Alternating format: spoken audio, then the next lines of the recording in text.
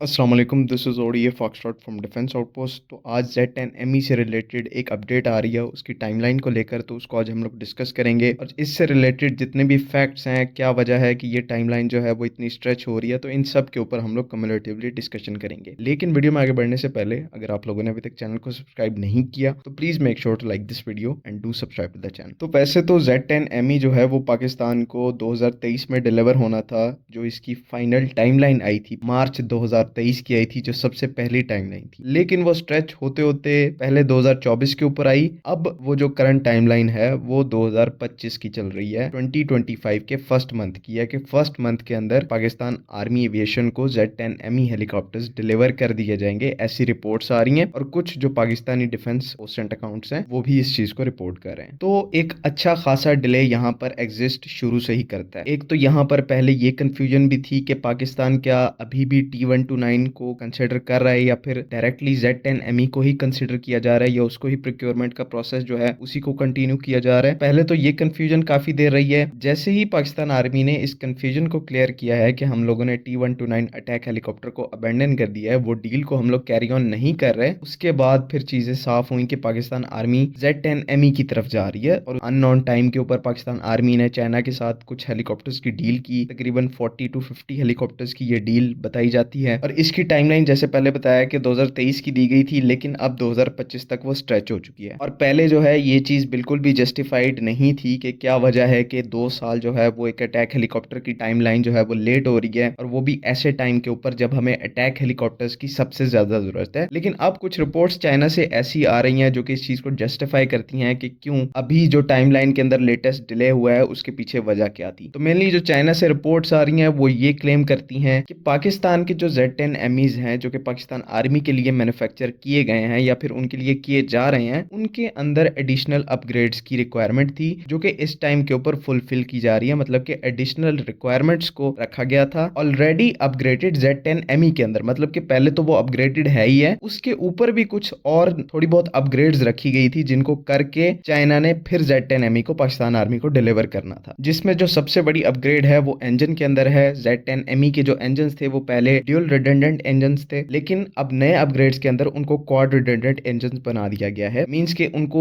Additional capability दी गई है कि डैमेज की सूरत में भी ये इंजन जो है वो प्रॉपर फंक्शन कर सकते हैं। दूसरा इसके अंदर जो सबसे बड़ी अपग्रेड है वो इसके एंटी टैंक गाइडेड मिसाइल्स में है। पहले Z10ME जो मिसाइल्स को कैरी करता था उनकी जो रेंज थी वो 20 किलोमीटर मैक्सिमम थी, और ये अभी भी इंडियन अपाची है उसके AGM-114 हेल्फायर से ज्यादा है। लेकिन जो एडिशनल अपग्रेड्स की गई हैं जिनकी वजह से पाकिस्तान के Z10MEs लेट हो रहे हैं, उनमें इस हेलीकॉप्टर के अंदर एक नया anti tank guided missile system लगाया गया है जिसकी जो रेंज है अब वो 25 किलोमीटर की बताई जा रही है। तो ये चीज एक काफी ज्यादा इंटरेस्टिंग और अमेजिंग है कि हमारे जो Z10MEs हैं वो एक ऐसा anti tank guided missile carry कर सकते हैं जिसकी जो रेंज है वो 25 किलोमीटर तक होती है, और ये जो रेंज है इस फील्ड के अंदर बहुत ज्यादा कंसिडर की जाती है। तो इंजन के साथ साथ यहाँ पर जो टैंक बस्टिंग कैपेबिलिटी है Z10ME की, उसके अंदर भी एनहेंसमेंट्स की गई हैं और उसको भी अपग्रेड किया गया है। तो ओवरऑल ये जो लेटेस्ट सेट ऑफ अपग्रेड्स है जो कि चाइना की तरफ से ऑलरेडी अपग्रेडेड Z10ME के ऊपर परफॉर्म किया गया है, इसको ऐसा देख के लग रहा है कि ये पाकिस्तान आर्मी की एडिशनल रिक्वायरमेंट थी। हो सकता है पाकिस्तान आर्मी ने Z10ME को भी दोबारा से इवेल्यूएट किया हो और उसमें ये जो रिक्वायरमेंट्स हैं उन्होंने दोबारा से रखी हो। यहाँ पर चाइना की फ्लेक्सिबिलिटी को क्रेडिट देना काफी ज्यादा जरूरी है, क्योंकि अगर कोई भी और हेलीकॉप्टर होता या किसी भी और कंट्री से हम लोग हेलीकॉप्टर्स को परचेज करते, वहां पर हमें ये फ्लेक्सिबिलिटी देखने को नहीं मिलती। Z10ME जो वेरिएंट है वो इस टाइम 90% जो है वो पाकिस्तान आर्मी के हिसाब से कस्टमाइज्ड है, और कोई भी अगर हेलीकॉप्टर हम लोग बाय करते तो उसमें जो पहले से फिटेड सिस्टम्स हैं उन्हीं के साथ हम लोगों को कैरी ऑन करना पड़ रहा था, चाहे वो AH-1Z वाइपर ले लें चाहे वो T129 अटैक हेलीकॉप्टर ले लें। तो वहां पर हमारी कस्टमाइजेशन का कोई भी चांस नहीं था, या अगर था तो काफी ज्यादा मिनिमल था। लेकिन चाइना के केस में ऐसा है कि Z10 को हमने Z10ME तक लाने में पाकिस्तान आर्मी का सबसे बड़ा रोल है, क्योंकि जब 2014 में पाकिस्तान आर्मी ने Z10 को वैल्यूएट किया था तो उसके बाद जो पाकिस्तान आर्मी ने फीडबैक दिया था उसी के ऊपर इस Z10ME को दोबारा से चाइना ने कस्टमाइज किया और इसको डेवलप किया। तो अभी इस हेलीकॉप्टर के इंडक्ट होने से पहले ही पाकिस्तान आर्मी एविएशन की जो इसके साथ फेमिलराइजेशन है वो काफी ज्यादा हो गई है, और जैसे ही ये बाकायदा से हमारी फ्लीट के अंदर इंडक्ट होगा तो जो इंटर ऑपरेबिलिटी का प्रोसेस है उसको जल्द अज जल्द फिनिश किया जा सकेगा, पायलट्स को बेटर ट्रेनिंग दी जा सकेगी। उम्मीद है कि कि आप लोगों को सारी बातें समझ में आ गई हैं। अगर इसमें कोई भी कन्फ्यूजन है तो काइंडली कमेंट्स में ज़रूर पूछें। अगली वीडियो में मुलाकात होगी। अल्लाह हाफ़िज़।